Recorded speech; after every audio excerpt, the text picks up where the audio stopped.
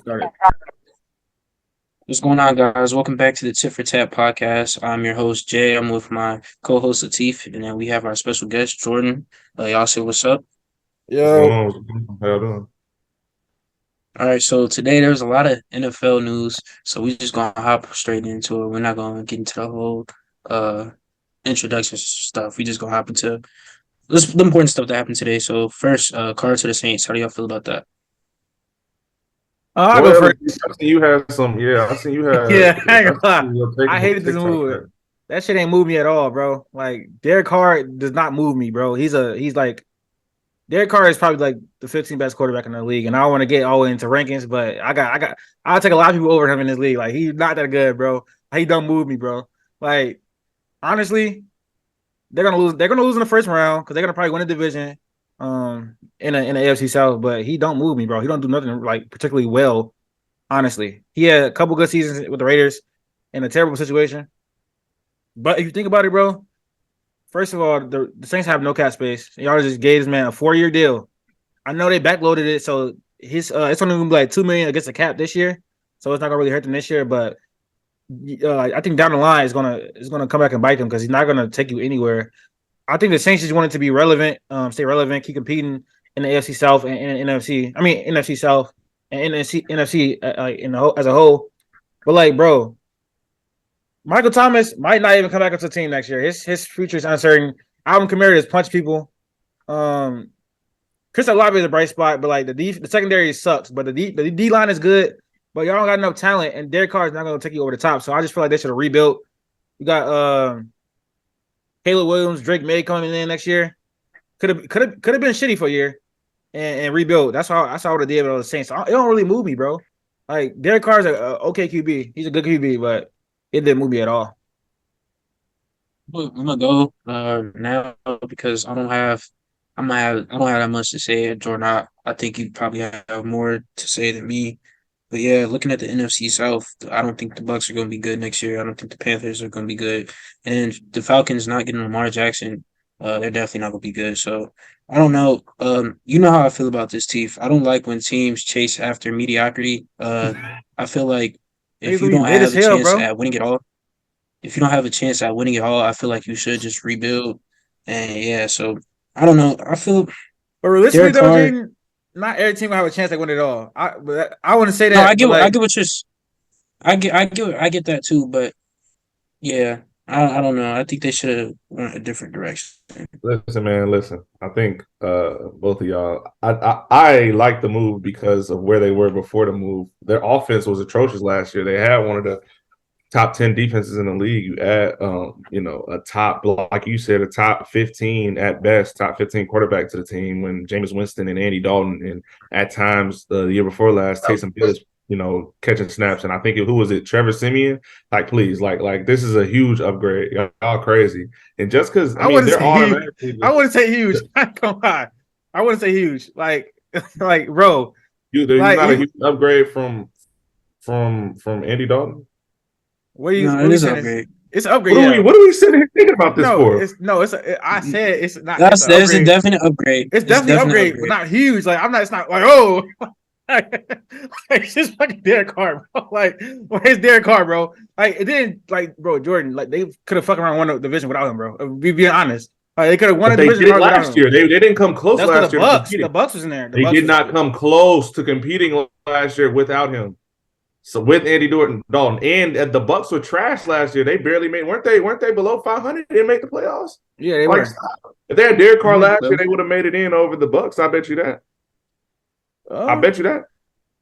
But if you just look at the landscape, like this is a move, like y'all said, I understand what y'all are saying to an extent, but for the most part, I just disagree because I mean, we could say that about so many teams in the league that instead of rebuilding or they're a few moves away instead of there's a lot of moves that people can make that you know like Jaden, you're saying that you feel like this move. What is you just said something about you feel like teams should be rebuilding at a certain point in time no, instead of I don't think teams should chase mediocrity. I feel like this is a move just is it's just nothing's gonna come out of it.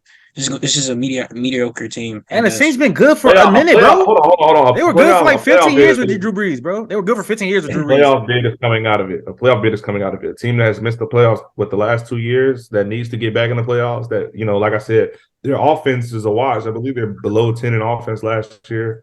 You add a quarterback that again, a overly competent quarterback, better than Andy Dalton, better than James Winston, better than Sure. Trevor Siemian. You add somebody to that team. And with the weapons, they already have Chris Olave. Like you said, I don't know if Michael Thomas is coming back.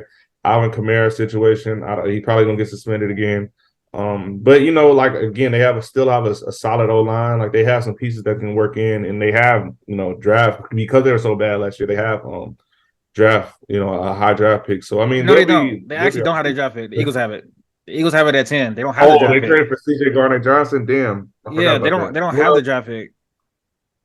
But they do okay, well have still, 8 picks in the draft though. I will say that. They do have 8 picks in this year's draft. They don't have the first round pick, but they have like seconds, thirds, fourths, all that. They have 8 picks in this draft. So if they draft well, they'll be able to fill out their roster. But they have a lot of like older players. The team is kind of built for win now, but it's just not that the roster's not that good. I mean, again, they're gonna be a playoff team. So I mean, and then come playoff time, who knows? No, I know they're losing. I'm I not saying know. I'm not. I mean, I know. obviously though, but I'm saying like obviously, I can say that about a lot of teams, bro. I can say a lot of teams that I can say about the Dolphins, a playoff team that's a first round exit. That's a really good team. They can probably get past the first round. They can get past the first round. Okay, well, Bro, the Dolphins have Tyreek Hill and Jalen Waddle. right, and they And they didn't. have They didn't make it back to the first round this year. The two didn't play. Like, what do you mean? Two better than Derek Carr. They would have beat the Bills. Two better than Derek Carr. For sure. That's sure. another conversation for another day. For sure. He's better than him. I'm not willing to debate that. You feel me? Yeah, I can't get behind Tua turn the ball over. I'm sorry. Shut the fuck up. What's he talking about, bro? He better than Derek Carr behind it, bro. He definitely better than Derek Carr. Well, I gotta take a phone call. Y'all go ahead though. I gotta take a phone call. Is that enough? Everybody got what they got off about Derek Carr going to the Saints? Yeah, bro. Yeah, it didn't move me at all. I don't know. I'm not a fan of it. I think they should rebuild, but yeah, you go ahead, bro. Moving on, we have Derrick Henry being on a trading block. Actually, I've been looking through Twitter, and since we're talking about where we like to see him end up, I'm seeing a lot of people talk about him and Jalen Hurts teaming up together. How do you feel about that, Steve? That's gonna break the league, bro. I ain't gonna lie. That's OD, bro. Because they offensive line, it was dominant this year. They got some free agents on the offensive line. Jason Kelsey might retire. Lane Johnson got surgery already after Super Bowl, so it might be different, but they still gonna have a top offensive line. You give Derrick Henry a top offensive line, she gonna get scary, bro. I ain't gonna lie.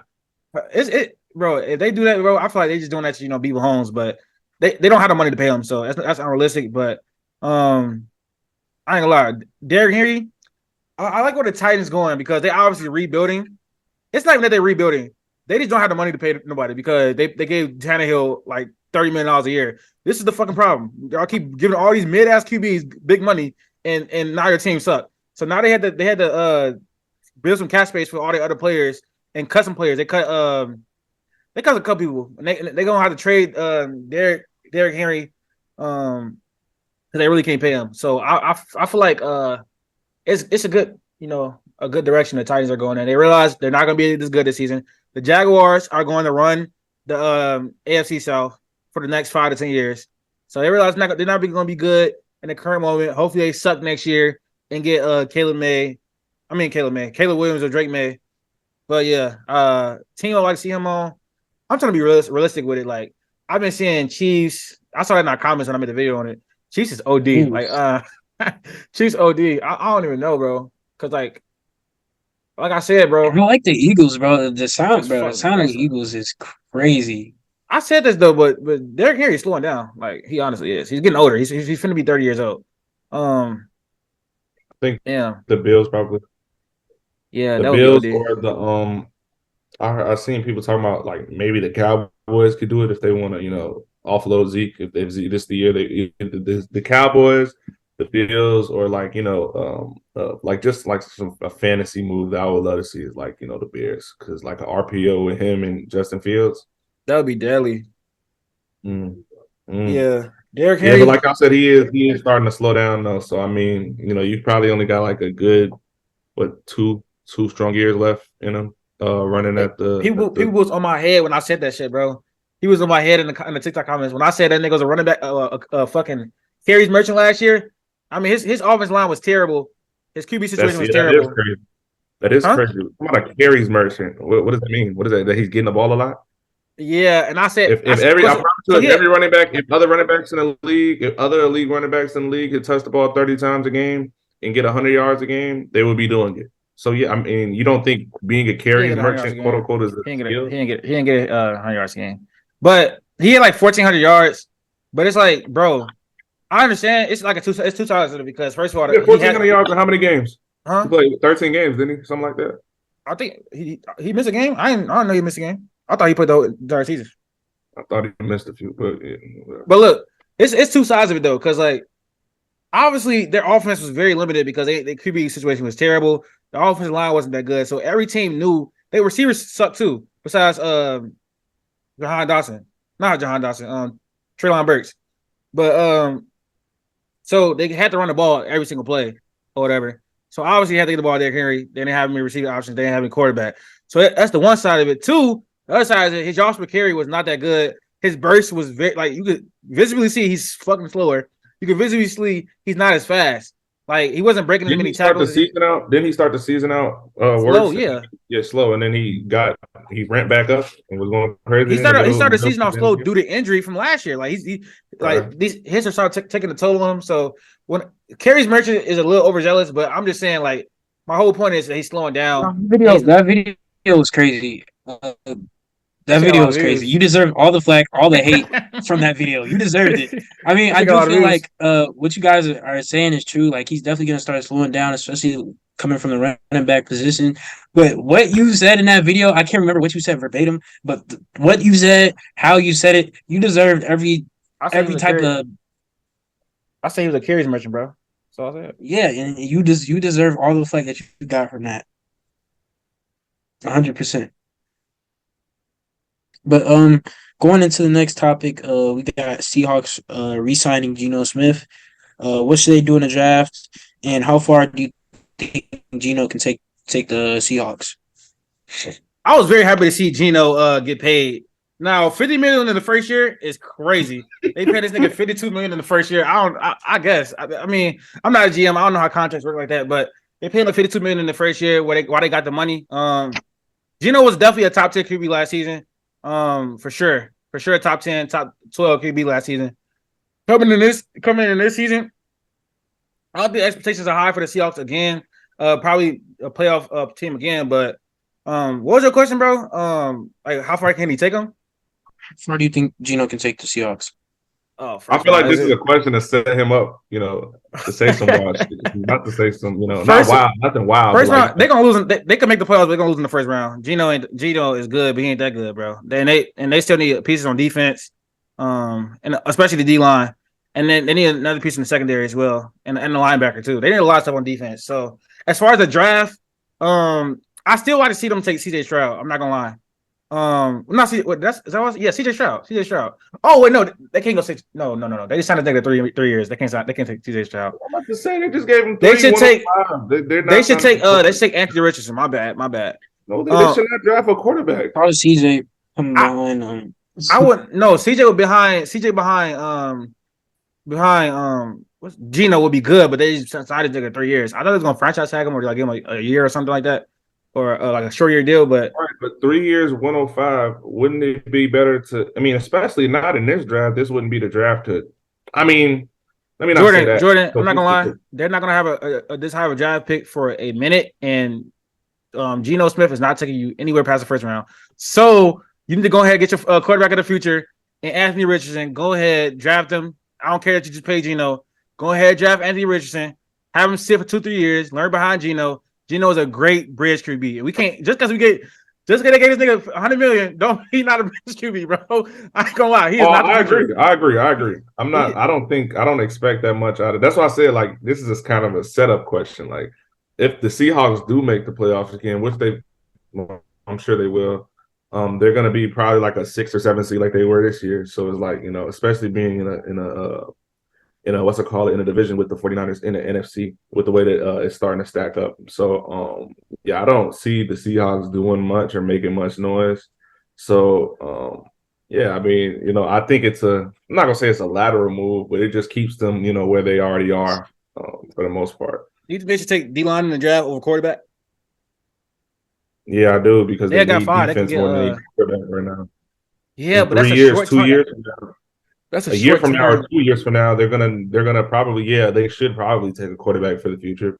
But like, I think that they should address their immediate concerns more than a quarterback issue.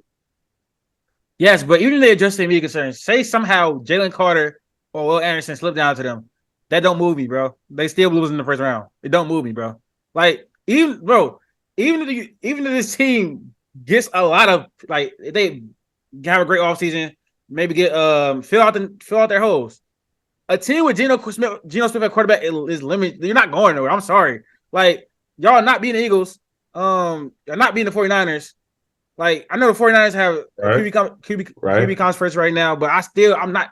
It don't move me, bro. Geno Smith, Right. I agree. it's the same thing. He's not moving me, bro. I don't care what team you put around him. He's not moving me, bro. Like, it was 1 year. But He had a good season. I'm saying, shouldn't you going in drafting what your needs are, going in the draft this year, going into free agency and addressing some of your concerns on the defensive end, that makes your upside higher for what they potentially could be going into the season or even towards the end of the season, right? Am I right or am I wrong? You Drafting right, a quarterback, but I feel like you can get when in the you second just paid round. your QB, drafting a quarterback when you just paid the QB that you just said was top 10 this year. What's the point of why would you even think about drafting a quarterback this year, especially when there's Because there's going to be better you don't think about quarterback years drafting after this. you don't think about drafting the QB when you got a set franchise QB. It's a 3-year deal, bro. Like they potentially move off him probably like after next season or a season after that, bro. Like Anthony Richardson is a special type of QB where he can sit for 1 to 2 years because he's very raw, but he's an athletic freak. Like he needs to sit down anyways. So I feel like it's an insurance policy. It's an insurance policy. I would bet money that they don't draft a QB in the first 3 rounds of the draft this year. I'm not saying they probably won't, but they probably should. I think Hendon Hooker is an option too. He's gonna go later in the draft. That's a good option. Not that you said that. Hendon Hooker is definitely. I'm just saying I wouldn't use one of my first 3-round picks, especially because they, like you said, they have immense D-line concerns. They have linebacker concerns, and they need another corner to put next to Tariq Woolen. So they have other immediate needs than wasting one of those top picks on a quarterback. So, in my opinion. I mean, yeah, I'm just looking towards the future. That's what I'm doing with a lot of these teams because a lot of these teams have similar situations like Derrick Carr, Daniel Jones, what's his name, Geno Smith. Like, yeah, they can be good for you right now, but what are they going to do for you in the future? And y'all signing these niggas to 4-year deals when we got C.J. Stroud, Anthony Richardson, people like that, Bryce Young coming up in the draft that they have potential. You can get them for cheap right now, and they can like in the future develop it in your system and take you somewhere farther. Like you know what you're getting with Derek Carr. You know what you're getting with Geno Smith. You're not going nowhere, respectfully. Like I don't care how good of a team you build around them. I'm never seen Derek Carr in my entire life. He has never won the Super Bowl. I don't care who on his team. Nigga. He's never won the Super Bowl. Like anybody, bro. Like honestly, like if he was on the 49 this year, he probably would have won something. But how many teams can build that that crazy of a roster around you? Like I don't think the Seahawks gonna be able to do that around Geno.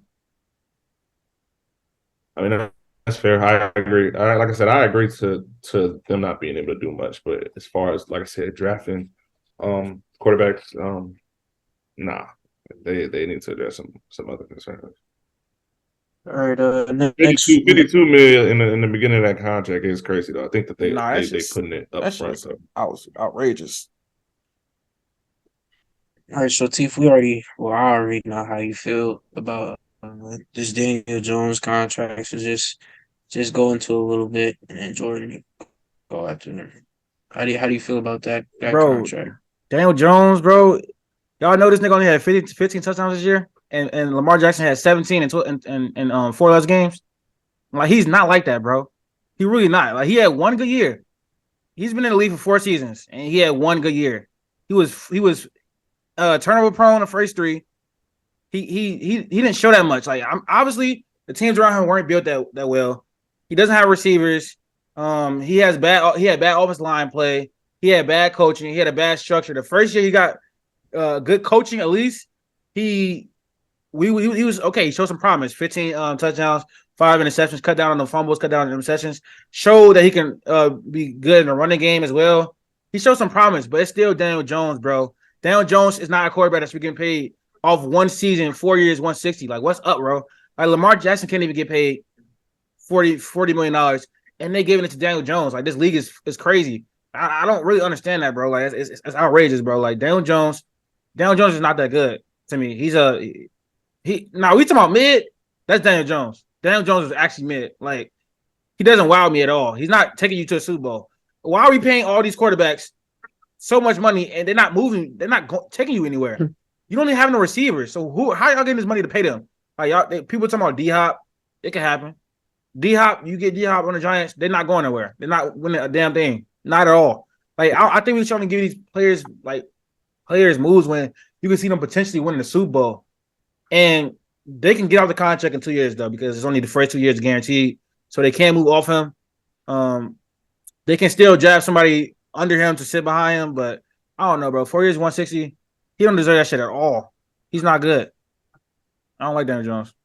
Yeah, I agree. I don't think he's 4 years, 160 is crazy. Once that popped up, because I was assuming that was before it, because I seen they were talking about the Falcons and Lamar potentially happening, and then Lamar got the non-exclusive franchise tag. So I would have loved to see, the Giants try to make a move for Lamar. Maybe that they did their research and they ended up just settling for Daniel Jones because they knew they couldn't get Lamar. I don't know. Either way, I just feel like you said, 4 out of 5 years, this man was trash. And, you finally give him a good coach that's, one of the best play callers in the game, that's able to, maximize some of his strengths and hide, a lot of his weaknesses up into the playoffs. And even still, he did do a better job of protecting the football this year than he did in his first 4 years. But, he was obviously more efficient this year in the pocket, outside of the pocket, providing help to the run game.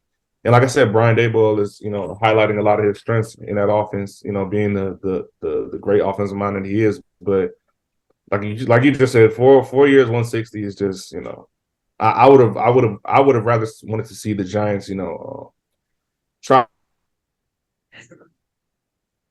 Cut out. Lagging. Yeah. You know what I mean? Yeah, go ahead. Oh, I like it. I would have loved to see the Giants, trade up in the draft. I'm not. Do they? How many draft? Do you know how many? If they have picks in this draft?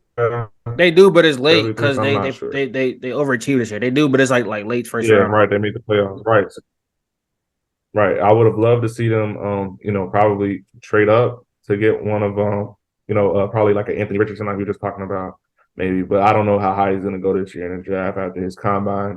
His stock is not probably, his stock has risen, so I'm not sure. But Daniel Jones 4 for 160. I just feel like there are other options. I'm not gonna say there's other options, but you could have explored other options, and maybe that's what happened. Maybe they explored all the options before giving him that contract, which I'm sure they did, and they just felt like this was the best idea for them. So, but I disagree. I don't think that this. I think this limits their ceiling of what they can be.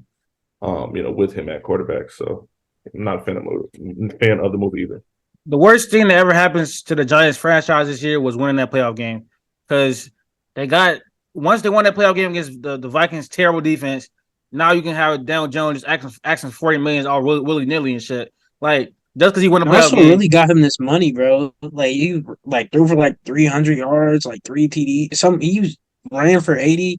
I mean, that was crazy. I even made a TikTok on that game. Like, after that, everybody was saying he deserves to be paid $40 million. I don't know about that, bro. Baker Mayfield won a playoff game. Baker Mayfield won a playoff game. Like, what are we doing, bro? But it's the fashion. It's the fashion. First off, Baker Mayfield, he won a playoff game in his second year, or something like that. No, so his third year. His third year. All right, cool. It's third year. And the Browns have been shitty for before that 3 decades. So I'm not even trying to get into that. But the thing is, it's just the fashion that the way Daniel Jones did it, the way fucking Saquon looked, like everything looked so promising, and then the fact that they even got to the playoffs. What was their record the year before? They had a top 5 pick, so it had to be like 5 wins or some shit, 4 wins or some shit. It was shitty. So Yeah. the fact that they even I don't know what it was exactly, but it was very ass. So the fact that they even got to the playoffs and then the way that Daniel Jones performed in that game is the reason why he got this amount of money. I don't think that he should have got 40 mil, but he definitely deserved to be paid. No, I would give him Right. like 25, 30. That's cool. I get. 30. First of all, I would have franchise tagged him. What are we doing? Like, he should not be a long term option. Like the fact that Lamar Jackson got franchise tagged and he didn't, it's just crazy. Like Geno Smith got paid before. Like we're gonna talk about Lamar, but the NBA, the NFL is looking crazy right now. Going to it right now. Huh? Yeah. I'm just So going to it right now. Lamar Jackson got franchise tagged today, and it was not exclusive. So teams can offer him a contract, and they would have to get up 2 first-round picks to get him. But so we all thought like, okay, he's on an open market. Teams are gonna go get him, but obviously no. I don't know what's going on in the league, but let me read the teams: Falcons, Dolphins, Panthers, Commanders, Raiders. All said they're not interested, and I don't know why. He's an MVP candidate. Well, he was MVP in 2019. Like when he was on the Raiders, they have a 45-16 record. He was literally the entire Raiders. I don't know why we're not giving him the money. Give him whatever he wants. He's the whole entire franchise for the last 4 to 5 seasons. He's been the whole entire franchise. He has a 78 win percentage on the Ravens, bro. He's a unanimous MVP. He's the entire offense of your team. Y'all haven't surrounded him with any weapons. You drafted Duvernay. He fucking sucks. Hollywood Brown, shitty. And like I don't know what we doing, bro. Y'all didn't want to give him the money. He still ball out every year with a trash offense. Y'all didn't want to pay him. And now he on the open market, nobody want him. I don't know. So Lamar, I ain't Lamar. Lamar, don't play next year. I don't know. Don't step on the damn field because you shouldn't be step. You don't step. Do not play a single down.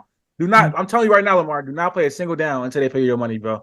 It's out, bro. Also, they said the Commanders wasn't interested. Commanders, why are not interested? I don't know why. Because y'all got fucking Sam Howell at QB. So what are we doing? Like, why would y'all not want Lamar Jackson? The Dolphins obviously they got Tua still, so I get that. Falcons, why? Why are you not interested? Y'all can win out of the division. Y'all get Lamar Jackson. He clears Derek Carr like in his sleep with one leg injured. They riding with Desmond Ritter, man. No, they probably gonna try to get a quarterback next year. If they're doing that, I understand, but I don't know. Commanders, what are y'all doing? Raiders, come on, bro. Brinks like come on, man, pay him, bro. I don't know why nobody want to pay him. Now, if nobody tries to go get him, the Ravens could just be like, "We not paying you, nigga." Like that's all they got to do. I think. You seen the Lions? The Lions is a good option. I heard about that. That would be decent too. But I think teams are not trying to, because a lot of people think that Deshaun Watson got overpaid, and Lamar Jackson was trying to get more than Deshaun Watson was making, or as much guaranteed money as Deshaun Watson got. Right, and I agree he should, but I personally feel like NFL owners were probably colluding on this one, feeling like we're not gonna let Lamar command that much money, and there are teams out there that are willing to give it to him, but there's also, like I said, I think it all came down to like I said, NFL owners not wanting to give quarterbacks that much pull, like because if Deshaun Watson getting that type of money, and then and Deshaun Watson took 2 years off and didn't play, and he still got that money. It's like Lamar Jackson is worth that much money. I don't feel like owners want to be putting a whole spending that much money on a quarterback like that. No, so let me especially I try to think for the Ravens perspective, right? So obviously they won 2 Super Bowls with a defensive oriented team, right? In the 2000s, which was 10 years ago. Nonetheless, they do got 2 Super Bowls in the last this century.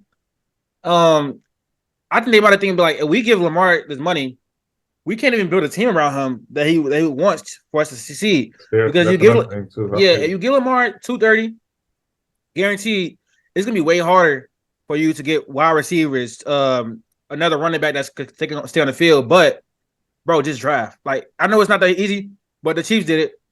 They paying Mahomes $500 million, bro. Just draft better. Stop driving Hollywood Brown. Stop driving Devin Duvernay. Like, what are we doing? Drive better. Give him some receivers. Like, bro, the Rams did it. Go spend that money. They don't want to spend that money because they think he can he can take off to the Super Bowl if he have good shot AD if he have the team, bro. But yeah, bro. Hey man, come on, man. Playoffs here we come. But listen, yeah, so yeah, I don't know, bro. Thinking about it from the owner's perspective, I get it. They don't want to pay him because one, you can't build it. It's harder to build a team around a player when you pay him that money. But y'all just gave Roquan Swift $60 million. So y'all pay Roquan Swift before y'all pay Lamar. I don't know what's going through y'all head. I want the best for Lamar next season. That's all I want to say. Facts. All right. Yeah. Well, that's we're kind of done with the NFL side of things, so we're gonna hop into the NBA now, talking about the Jokic MVP discourse. We see Kendrick Perkins; he has a lot of things to say about Jokic. He claims that Jokic is stat padding. First, what I want to say before Latif and Jordan get into what they have to say about this, I noticed, and I've been saying this for years, people who play basketball, like a lot of times when we even make TikToks and the people in the comments, they'll be like, "Oh, anybody can make a podcast," or "You guys haven't played basketball," or whatever. First off, what I realized years ago is the people who play basketball are can still be casuals. We have a great friend of me and Latif, Jeremiah. I don't mean to, you know what I'm saying, throw you under the bus, but Jeremiah is a huge casual. Is he good at basketball? Yes. Now I want to go back. I want to go to Kendrick Perkins. Kendrick Perkins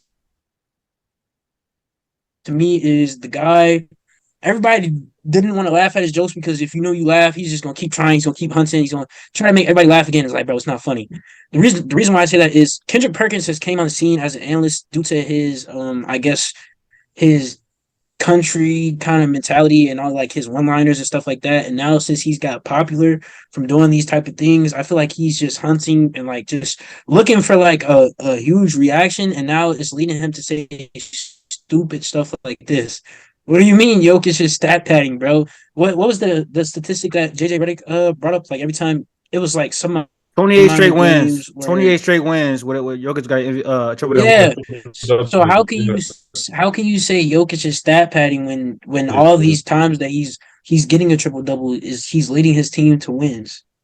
That's all I have to say. I believe that Kendrick Perkins is a huge casual, and he's just I wouldn't say he's a casual, but I feel like he's just looking and he's searching for some type of hot take to go off. I guess he's trying to like look for some type of headliner, and it's just not it. It's actually getting annoying at this point. But you guys can, you know what I'm saying? Yeah, I disagree a lot with a lot of the things he says, but at this point in general is probably the most irresponsible that he's had, especially just because when you look at everything that he's saying is just for the most part not true. Like he sat here and said, and then especially today on First Take, he said what he said. He basically implied that once again that out of all the the last, I think he said something like of all the MVPs in the last 40 years, there's only been a few of them that weren't top 10. And he said in the last since 1990, and he did that on purpose. I'm gonna tell you why. So he said in the last since 1990, there's only been 3, MVPs as one MVP and weren't top 10 in scoring, and it was Dirk, Jokic, and Steve Nash, which isn't true because Jokic, I believe, last year was averaging 27 and was tied for 10th in scoring. Dirk, the year he won in 07, I believe he was 9th in scoring or 6th. It was something like that. In total points, he was top 10 for sure. Yeah, so it's like Steve Nash, yeah, but like Dirk and Jokic, that doesn't apply to. Plus, if you're talking like if you want to go by points per game, sure, but if we're going by total points, Jokic was like 5th in total points last year. Same thing with Dirk. He was like 7th in total points the year he won. Even Steve Nash, I believe, was tied for 10th in total points the year that he won. So it's like you're not telling the truth. But again, there's a reason why he said 1990 because the 3 years before that, Magic Johnson won MVP, and he wasn't top 10 in scoring. One of the years he was like 20th in scoring, and he won MVP. And he's a black guy, so it's like I just feel like there's inconsistencies in a lot of things he's saying, and especially when you start bringing race into it. Y'all are on ESPN, a Disney-owned company. It's just not a responsible thing to do. To bring race into a conversation like this. Let's keep it basketball. If you keep it basketball, like there's other avenues we can go to, like, promote Embiid for being MVP more so than, bringing up, the fact that Jokic is white. And, the only time we've seen other, white people win MVP is because of this, that, and the third. Like, I just feel like it's not doing justice to the game. And it's kind of ruining an NBA discourse and giving people, the right, not the right, but like, and it's giving people the okay to be, xenophobic, which is basically, not being I wouldn't say racist, but like prejudice to people who are coming from overseas. So like, yeah, you're talking about Jokic like that, but also like we saw people talk about Giannis the same way before he, won his finals MVP and before he won the finals and won his, like, we saw people, holding him to the same standards that they're holding Jokic to right now. Like, MVP is a regular season award. So it's like when we start talking about what people are doing in the postseason, especially Kendrick Perkins, who's not given the context of Jokic missing his two, sidekicks and not even having, when they were out, not even having the supporting cast around him that they do now in Denver. In the last two playoff runs, like, of course, Jokic. Do you expect Jokic to beat the eventual champion Golden State Warriors in the first round? Do you expect him to beat the Phoenix Suns, who, like, he beat two teams? He went up against two teams that went to the NBA Finals in the years that they played him. Also, and he didn't have Jamal Murray in both of those series and NBA and Michael Porter Jr. in one of them. So it's like, do we really expect him to? Do we really expect him to beat these teams? No. So, like, let's just be fair. Let's, give the full all around context to everything. And at the end of the day, let's tell the truth. Let's talk about, like again, let's just be fair. Like, I'm, especially if you're on TV saying things like this, it's kind of irresponsible. That's a huge reason why I don't watch shows like that, is because, after a certain point, like, like, I love them having JJ Redick because he's bringing numbers, he's bringing stats, even though they don't want to hear it, even people don't want to hear that side of it. I think stats a lot of the time just support things that we see. And, when you see JJ Redick coming on the show and, sunning people like Kendrick Perkins and Magdal Russo for some of the, inconsistencies that they're having with their takes, it's just, it's a beautiful thing to see. So, Kendrick Perkins, the Jokic discourse in general, is getting pretty nasty. But I will say, I don't think that, based on all the discourse that we're seeing around it and just in general, I don't see the NBA, because he's gonna win MVP this year. I don't see the NBA letting him be the first player ever to win 4 in a row. I will say that. But yeah. So for the most part, I think Jokic is MVP. There's not really much that you can discredit that from him that's going to make me change my stance on that. Embiid has a good case, but Giannis also, obviously has a good case, him being the best player in the league overall right now. But yeah, you got to give credit where credit is due. This man is, leading the number 1 team in the West right now. I believe they're on pace for like 60 or so wins, over 60 wins right now. So yeah, I'm a big fan of. No, And Chief, before you go, I kind of wanted to just talk about JJ Redick being on first take. I'm not gonna take on to you, but yeah, JJ Redick, I feel like he definitely brings like the real aspect to first take. I think first take for the longest, even I think Max Kellerman was starting to kind of change the culture with him. Just like, I don't know, I'm actually not gonna go that far, but first take, has literally just been like fishing for like hot takes, I believe. So now, like, JJ Redick is on the show. He appears sometimes. I feel like he's kind of putting an end to that whole like um view of this first take being like people searching for hot takes, Mad Dog saying stupid stuff, Kendrick Perkins saying stupid stuff like that. But let's see, go ahead. I'm not gonna get too much on the first take because obviously I grew up watching that show. I love Stephen A. Stephen A. made me want to be a journalist. That's one of my probably, like, if I had a role model or idol or something like that. I love Stephen A. A black man who made it off just talking about his opinions on sports. Although they might be uneducated later in his life, I still gotta give my props to Stephen A. But as far as Kendrick Perkins is an idiot. I'm not gonna lie, he's an idiot. He's smart. He's not even smart. I don't think he's smart, bro. Like, some people that make it to the NBA are not smart, and he's not one of them people, bro. He's only on there because he was in the NBA. Everything he says is fucking stupid. Like, literally every take he has is bad. All of them. Saying Jokic is winning the MVP because he's white is nasty. It's very nasty. And I don't like discourse on Jokic at all. I saw on Twitter today people were quote tweeting and talking about some. Oh, we're gonna act like racial. There's not racial bias in America. No, bro. This is the NBA, a league full of like 90% of black people. Like, what are we doing, bro? Like, and as far as the MVP, like, obviously this is you gotta put some context in this because most of the players are black, but like 90% of MVPs are black, bro. Like it's not a racist. The voters are not racist. Now the voters may be majority white because the media is majority white for sure. If we want to talk about bias, the media is definitely biased towards white males in the world, but like the actual voters have not showed any bias based on race. They didn't give Steve Nash 2 MVPs because of race. He had the best team. He was the best player on the best team in the NBA for 2 seasons. And he had like very good seasons. Obviously, Kobe should have won the second one. But as far as like, bro, Dirk Nowitzki is one of the best players we ever seen. He had MVP season. Okay, Jokic is probably the most talented offensive player we ever seen. He's on the best team. He's the best player on the best team. He's averaging a triple-double. You combine averaging a triple-double with being the best player on the best team, bro. Like, obviously, you're going to win MVP.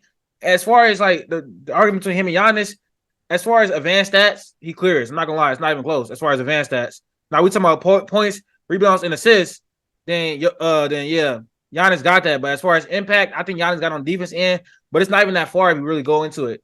Jokic, the discourse on him is nasty. He definitely should win MVP. It has nothing to do with race at all. That is nasty. And Kendrick Perkins saying that he's a fucking idiot. I don't like that at all, bro. Because I feel like although race stuff is prevalent in sports, basketball has done a good job.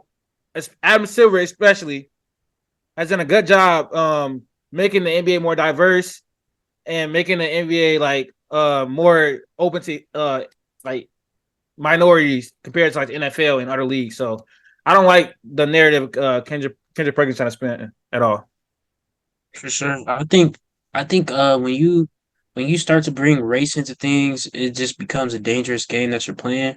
Especially like you said, being in the NBA, there hasn't been like a lot of race problems outside of the thing that happened with the Clippers some years ago, but then that was handled. So I feel like it's just kind of Robert like Sarver shitty for yeah. last year. I think it's kind of shitty to bring race into it. I think that's just bringing race into it is definitely too far. Hopping into the next subject, Knicks on a 9-game win streak. That just got broke tonight though. They lost to the Hornets tonight, so they won a 9-game win streak. They won a heater though. I'm not gonna lie. Lost to the Hornets. They lost to the Hornets. That's crazy. Yeah, but yeah, and yeah, I think the Knicks can contend. I think they definitely do look good. what does contend mean? Tom Thibodeau was contend what? Huh? They can contend for what? No, like they can make the playoffs. I mean, yeah, obviously they're gonna they make gotta make the playoffs. Yeah, that's what I'm saying. I mean, they're not making it out of the East for sure. I was gonna like they're not making it out of the first round. Just let my take the vote. They're not making it past the first round. They're not making it past the first round, Jay. They're getting out of there. Can you let my take develop? Go ahead. What I'm saying is, I'm not really a big Tom Thibodeau fan. I don't like how I don't like really what he's doing. He kind of fucked up my nigga D Rose, and then now he's not even giving that nigga any minutes now. So I don't like him even more. You said what? Who is he gonna play over, bro?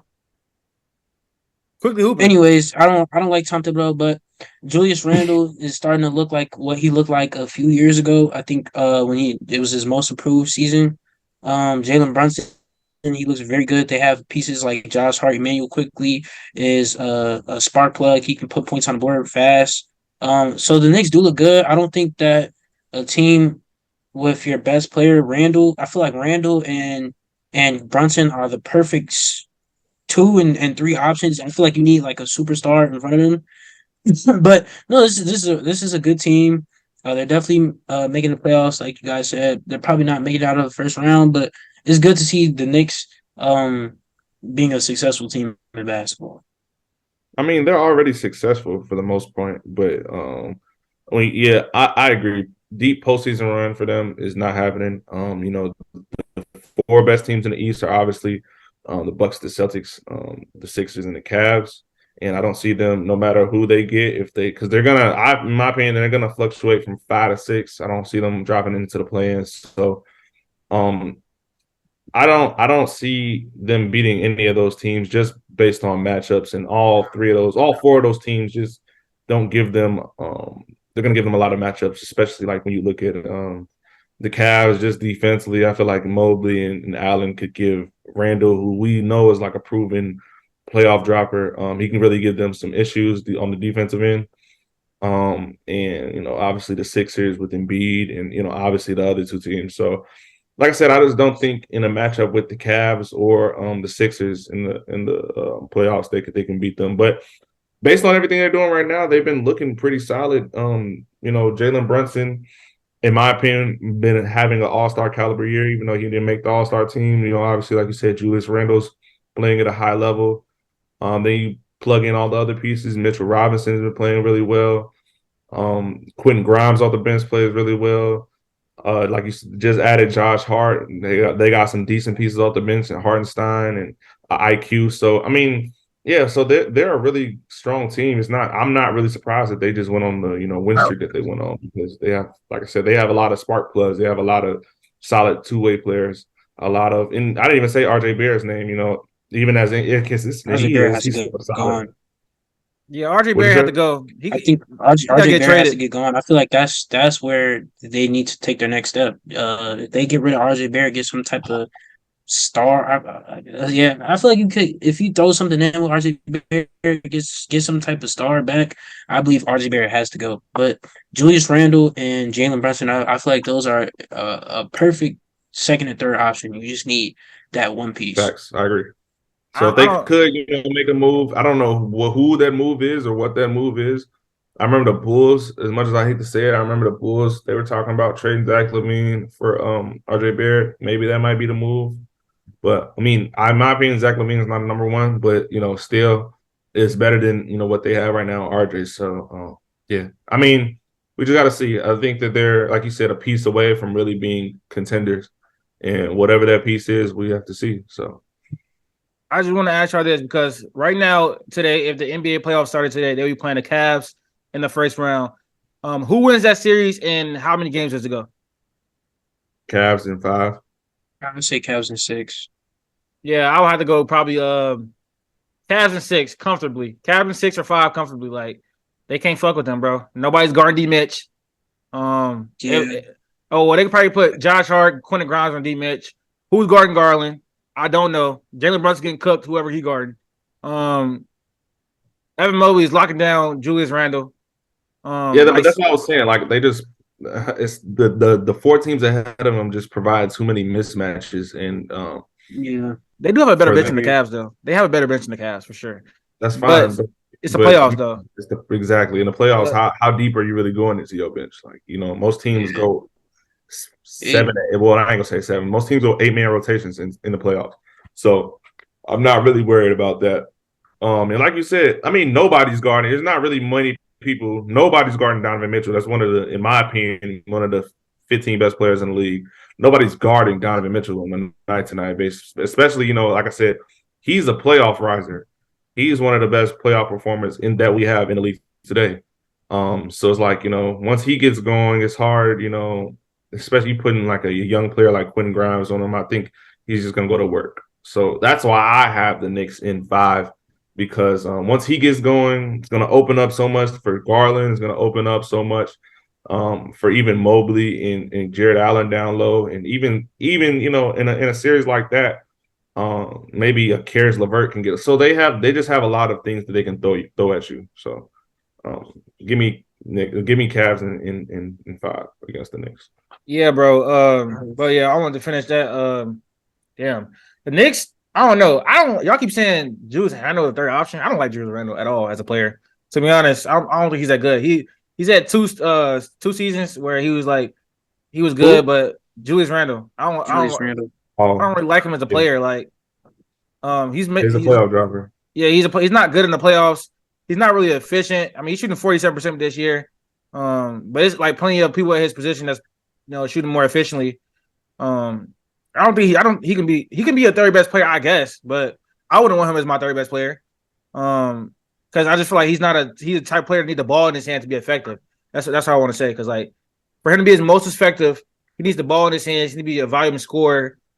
He's not that good on defense. He can't really. He's taking some strides with playmaking, but he doesn't do well with double teams. It's just like I don't know, bro. I don't really know. Julius Randle, I don't want him as my third best player either. To be honest, I don't think he can be conducive to a championship winning team. That's crazy. I feel like you're alone on that one. I mean, like, bro, like, okay. Julius Randle can't be your third best player. That's a hot take, boy, ain't it? Yeah, okay, so no, give me. I feel like who? Give Julius Randle two plays better on the team. He needs the ball in his hands, bro. Does he not? he does need the ball in his hand, but I feel like saying he can't be a third option is pretty criminal. Or else, what else would he be, bro? Bro, like I don't think no team. In my opinion, he can be a second. In my opinion, he can be a second option on a contender level team. Like it depends who are you putting with him. Who's the first option on this team? Who's the first option on this team? No, I can say a lot of people. I can say. I'm saying on this team, like Jalen Brunson.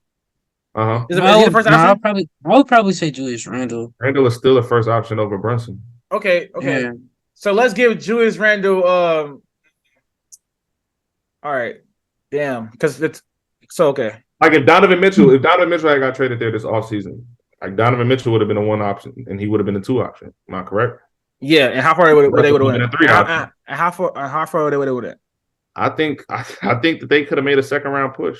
Because if you're looking at Donovan Mitchell on the Knicks, that's what we call contending. Are we calling that contending? We calling that contending?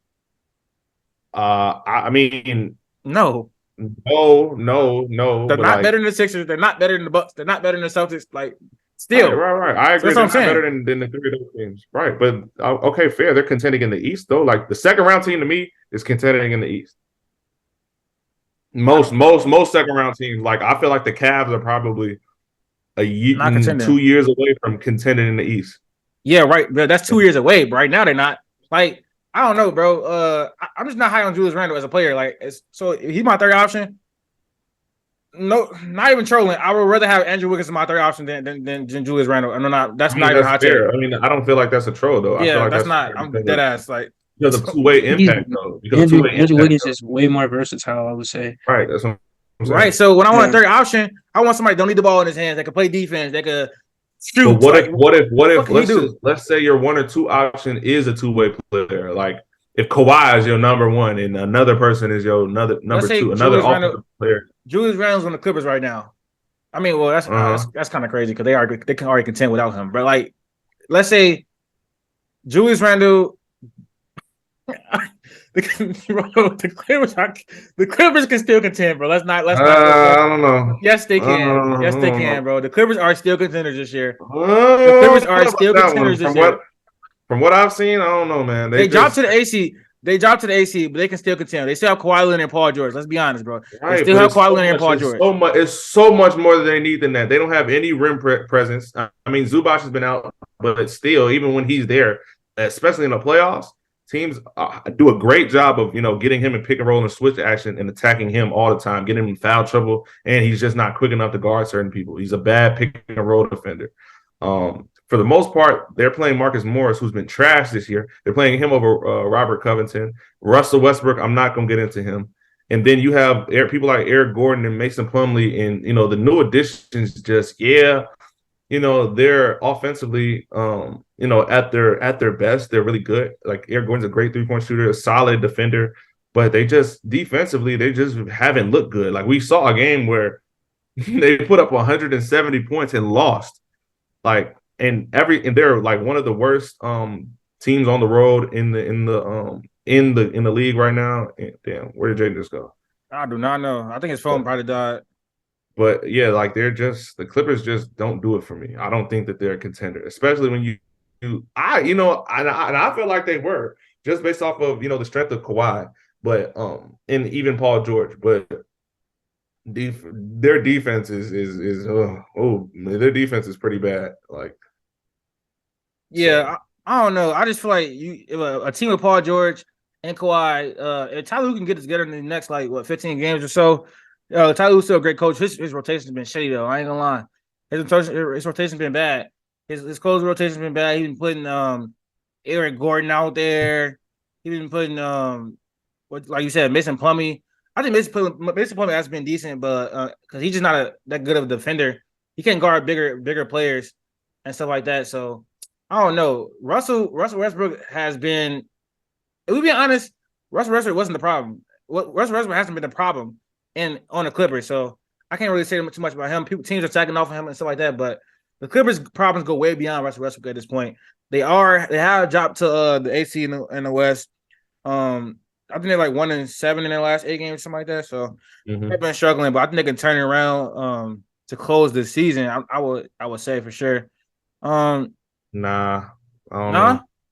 I don't think they don't have the personnel to be solid defensively, and like especially so what we're gonna have to see out of them, which I don't see happening, is Russell Westbrook is gonna have to see a minutes reduction, like a huge. Yeah, he got to come off the bench. He got to come off the bench for sure. They should start Terrence Mann. They don't play Terrence Mann enough now. That's Now what that I'm Russ about to say. Westbrook, Terrence Mann needs to, and that's the problem with signing. Like Russ is obviously Russell Westbrook is still a competent player in the league. Like he can still go out and get you 17 points a game and 10 assists with 6 rebounds. Like I feel like he can do that if you're playing him 30 minutes a game. But that comes at the what comes with Westbrook on a positive. You also have to take the negative with the positive. You have to take the good with the bad with him. And the good is, like I said, he's a tempo pusher, which is great for this team because they have 3-point shooters. They like to get out in transition and take a bunch of 3-pointers and make a bunch of 3-pointers, which is why they're good. He's part of the reason why the Lakers were top 2. I think the Lakers were top 3 in pace this year with Russ on the team because he likes to push the ball after a rebound. But just on the opposite end of things, like in the last 5 minutes of the game, and I say it all the time, the last 5 minutes of the game, he just can't be in because we saw how the Warriors guarded. And just teams, and come playoff time, teams are going to guard him like that. And, with even though they have 3-point shooters on the floor, it's just not worth playing Russ with them, especially when the game slows down in the playoffs. So, and he's his decision making down the stretch is questionable 24/7. And like I said, when teams are going under on screens or just completely shading him from below the free throw line, it causes a lot of problems and a lot of inefficiencies, and causes Kawhi and Paul George and others to take bad shots when teams are just not like, especially when Russ is getting open looks that he's not taking, and it's just a lot of that. And I haven't even touched on his defense. Yeah, on ball he's been solid, but off the ball we've seen a lot of just mental lapses, him leaving people open in key stretches of the game, him helping too hard and hedging too hard on certain players when you just don't need to do that. You just need to stay put. And this obviously a lot of players, have this issue. A lot of players have issues on both ends of the floor, like Russ does. But when, like I said, you're gonna have to take the good with the bad, and we're gonna have to see, in my opinion, you're gonna have to see more Terrence Mann run lineups at the 1. You're gonna have to actually play Robert Covington because he's a solid, probably in my opinion, one of the most versatile defenders.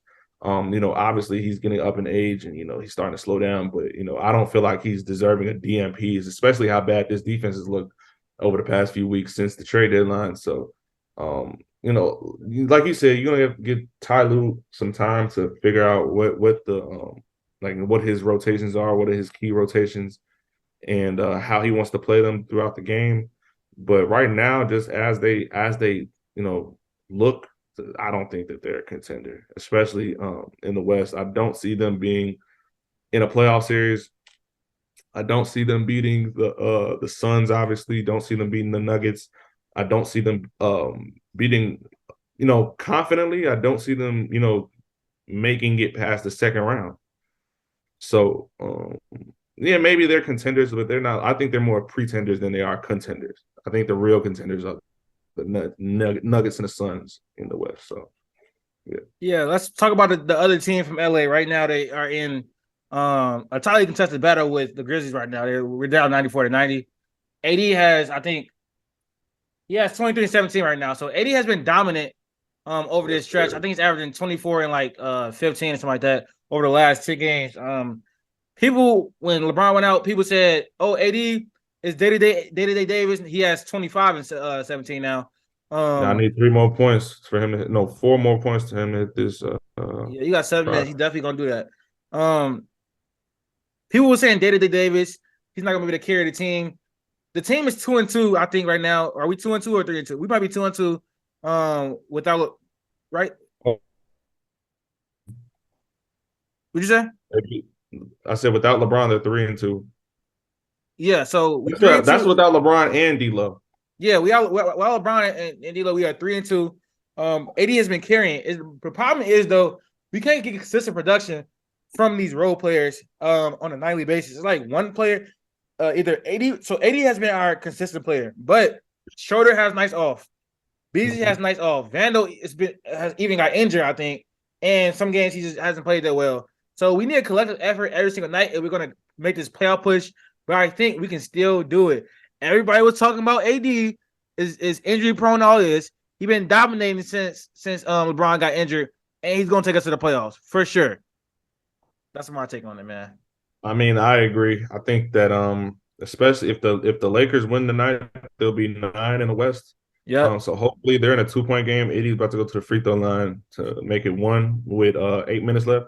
So I mean, yeah, I have a lot of confidence in this team, but it really all depends on when LeBron comes back and D'Lo.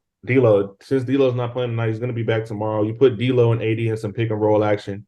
We know how good of or solid of a playmaker, above average of a playmaker that D'Lo is.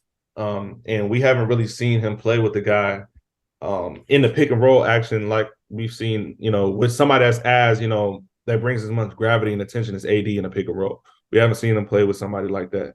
Obviously Cat more of a pick and pop role, but like Cat isn't the roller or pick setter, screen setter that Anthony Davis is. So, but yeah, he's gonna force teams to actually go over on screens with AD because D'Lo is actually shooting the ball above 40% this year.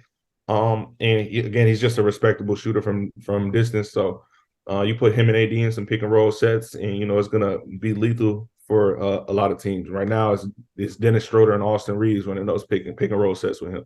So you get D'Lo back. I feel like this team is going to take another jump offensively. Their problem to me is on the defensive end. Like you have Jared Vanderbilt, Anthony Davis, and often Austin Reeves and stretches. Schroeder is solid, but everybody else and Troy Brown Jr. is solid. It's just a matter of how much effort that they're going to put in and night out. And, obviously when LeBron comes back, it just gives you more wing depth. Obviously you're getting back a top 10 player in the league. So it's like, I feel like they just have to, the more games that they, play together and healthy and they get more continuity together, they'll be fine. But like you said, you just can't have nights where, you can't have nights, but you're going to have to accept that they will have nights where the role players are just off. Like Malik Beasley can have a great game, and then he's been really inconsistent. But it's like, who else would you rather take in those jump shots? Like we traded for him to shoot the ball, so he's gonna have nights where he's off. But yeah, like I said, for the most part, the role players have to step up. I feel, in my opinion, Rui Hachimura should get some more playing time. It's He's also the inconsistent. rotations too. Like him have not been Yeah. consistent with these rotations. Yeah. Too many times he putting terrible lines out there on the floor. We gotta put the best lineup out there to benefit AD, make it life easier for him. People were saying we should probably start Mo Bamba so he can take some time off on the defense end. So I think our biggest problem is defense, like you said. So putting Mo Bamba in the lineup with AD that boosts our front court. Maybe Vanderbilt has been struggling as of late, and dealing with injuries. So he can probably come off the bench and be one of your best defenders because Mo Bamba is out the last 3 games with injury too. Oh, so But, I didn't even peep that because Hyman hasn't even been playing him anyways. So like you said, Troy Brown Jr. been solid as far as defense, but we also don't have the offensive production of D'Lo and players like that. So when we get them back, it's gonna be exciting to see what the Lakers can do. Even without LeBron, well, we can streak into the play-in playoff stuff. We will be good come playoff time. We're gonna probably have to get LeBron to shake off some rust a little bit, but we can make a run. I think probably get back second round. Definitely depending on the second matchup. round. Depending on the matchup. But I'm the still way not counting out. I'm not counting out AD and LeBron against anyone. Right, Jordan. right. But let's be for real. Let's just be for real. I don't think it depends on who they get. Like, obviously the John Morant stuff is going on, so the Grizzlies are going to slide. And, I would feel confident against the Grizzlies with LeBron and with AD against the Grizzlies, in a 2-7 matchup. But when you just start to look at how the Suns, in my opinion, who haven't lost a game since they got KD, just how they're streaking, they're probably going to get up to the number 2 seed. Like I said, the Grizzlies going to fall, which means that the Kings are probably going to go up to 3. I mean, I take my chances with the Lakers against the Kings, but they're not going to get to 6, I don't think. So, What do you think about? What do you think about? we'll see. We'll see. In a series, let's say Lakers get to 8 seed, Nuggets stay at the 1. In a series between the Nuggets and the Lakers, how many games is that going? And can you see the Lakers winning that series? I mean, yeah, the Lakers could win. Will they? I don't think so. I think if I'm just being realistic, I understand, like, I'm a part of NBA Twitter too, so I see people saying, like, the Lakers don't want to see the Nuggets, and none of the Nuggets don't want to see the Lakers. And, the Lakers have the Nuggets number, and how good of a matchup we've seen AD, put on Jokic. But, when you just look at everybody else, the Lakers just don't have a good point of attack defender. And Jamal Murray is playing some of the best basketball that I've seen him play since, since the bubble. Probably the best basketball I've seen him play since the bubble. It's like you got Jamal Murray being guarded by certain people. I feel like that's a bad matchup for the Lakers, who doesn't have, like I said, a point of attack defender. This is where like a Pat Bev would be good for the Lakers to have in a series like that, who could, cause problems or just be physical with Jamal Murray. When you have Dennis Schroeder and D'Lo and Austin Reeves checking him, I just don't feel like, Then on top of that, the Lakers just again, I feel like they have the personnel to make it a tough series for the Nuggets, but beat them. I just feel like in the end, Jokic probably is gonna, make the best out of his matchup with AD. So I mean, at best, Nuggets in 7, but if I'm being realistic, probably Nuggets in 6. Just seeing everything that they can do on the. Actually, no, I'm gonna say Nuggets in 7. If the Nuggets played the Lakers, it would be 7, just because the Nuggets, in my opinion, just which is part of the reason why I don't think they're gonna come out the West. Just defensively, they're just not consistent enough. For me, and I feel like the Lakers could would, like they did in the bubble, get Jokic in a lot of pick and rolls with AD, and could slow Jokic down, and just they can exploit a lot of mismatch. Not even mismatches, they could just exploit a lot of well, yeah, it is mismatch. They can mismatch on a lot, especially because it's not really anybody. Aaron Gordon's going to be guarding LeBron James. Jokic is going to be on AD. It's but in the end, comes down to offensive production, and Jokic is just great at highlighting. It's going to be a mismatch hunt battle. So it's like I feel like Jamal Murray would just get off in a series like that. Jokic can still be Jokic. Michael Porter Jr. Is really solid this year. It's just, that goes into it. So give me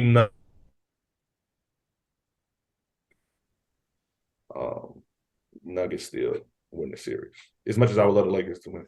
Yeah, I mean, I'm a LeBron fan and resident Lakers fan at the moment, but I don't know, man. Saying the Nuggets wouldn't beat us is kind of overzealous. But I'm not counting LeBron James, first of all, out of any playoff series. I'm not counting AD and him have already won a championship. It depends on if the team can get it going into the playoffs, but I don't like the matchup for Jokic guarding AD. I don't know who they're going to put on him because he's going to dominate in that series offensively and defensively. Putting Jokic in pick and rolls, forcing him to work, wearing him down on defense, so to limit him on offense, it's gonna be really big. They don't have a good matchup for LeBron. They don't. I mean, Bruce Brown and people like that could guard like D'Lo and stuff like that. But as far as I don't think Aaron Gordon is he's not messing with LeBron. LeBron's eating that series, so it'd be really. I honestly think they would rather see the Nuggets and the Suns, in my opinion. I think they would rather see them. I don't know why that bucket didn't just count. They didn't put the points on there. They did not. Did that not count? Like, what are we doing? Yeah, I think we would definitely rather see the Nuggets and the Suns. I think we would rather see like who else on the top of the West? That's it. I think the only team that we can't beat though like, you can say, oh yeah, they can't beat them. It's the Nuggets and Suns. The rest of them, we have a pretty good shot. And so Mm-hmm. if depending on how the matchup goes, we get the it depends on what seed we are because essentially like if we are the AC and the Nuggets are the first, we could potentially upset them, and then we wouldn't. I mean, we would have to see like we would have to see the Suns in the conference finals, and who knows how the playoffs can go in the NBA. You know, with injuries and chemistry and stuff like that. So it just it's stuff like that. You know, so it's really hard to predict, but I'll probably still give the Nuggets the edge and probably like yes, like you said, 7 or 6. The last thing we got, so we were talking about Julius Randle earlier. I saw this on Twitter and in the Discord. Start bench cut. Julius Randle, Bam Adebayo, and Domantas Sabonis. Start bench cut. Well, I'm starting Bam Adebayo. I'm benching Sabonis. And then, well, actually, am I benching Sabonis? I know for a fact I'm starting Bam, but let me just say it again. So I'm starting Bam Adebayo. I'm benching Domantas Sabonis, and I'm cutting Julius Randle. Now, Julius Randle's had a great year, all-star year. So is Sabonis. So it's Bam Adebayo. So these are 3 all-stars. Like it comes down to a lot of what you said earlier when we was talking about the Knicks. Just Randle just being a bit, I'm not gonna say inconsistent because, like you said, he's shooting 47% from the field this year. He's still a volume scorer, but a lot of his a lot of the things that we see from Randle, I just feel like the others that we don't see from Randle, the others just capitalize better on. Like Sabonis is a much better playmaker. Sabonis and Bam are much better playmakers than Randle.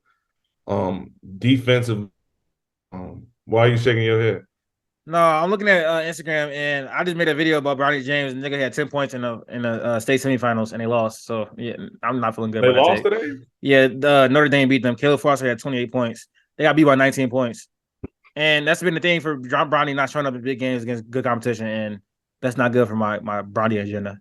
But go ahead. But yeah, you go ahead. yeah. I would have to start Bam because obviously he does it on both ends. He's a elite defender and he's taking strides offensively. Start Bam, bench Sabonis, and cut Randle. I think Sabonis is a better playmaker. Arguably, he's more efficient. He's a better rebounder. Scoring is kind of on par. I like, even though he doesn't shoot as many threes as Randle, I think the shooting is not that far off either. You would think the defense is far off, but it's not. Julius Randle ain't that good a defender either. So give me Bam. Then I was bench Sabonis and cut Randle. But yeah, that's gonna wrap up the episode. Jaedon couldn't come back. I think it was still like an hour episode though, so that was pretty good.